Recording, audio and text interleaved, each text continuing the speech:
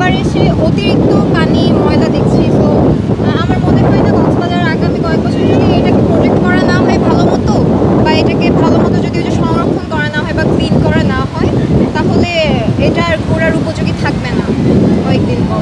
সচেতন হওয়ার জন্য হিসেবে বলবো যে ডাস্টবিনের সংখ্যা চেয়ারের সাথে আরেকটু বাড়ানো উচিত, যাতে মানুষ অ্যাটলিস্ট ডাস্টবিনগুলো কাছে থাকলে ময়লাগুলো ফেলতে পারে। তাছাড়া আর কিছু করার নেই আসলে, এত মানুষকে বোঝানো যাবে না নিজেরা না। প্রকৃতি তো অনেক সুন্দর, কিন্তু ওয়েদারের যেটা সতর্ক সংকেত ওটাও খেয়াল রেখে উপভোগ করা উচিত। এমনিতে তো বর্ষাকাল হিসেবে সমুদ্র অনেক সুন্দর, খুবই সুন্দর লাগছে। পরিবেশটা, ওয়েদারটা খুব ভালো, পরিবেশটাও ভালো। উত্তাল সমুদ্র সবসময় ভালো লাগে, যতবারে আসি ততবারই ভালো লাগে। 20-25 বার তো আসা হয়েছে।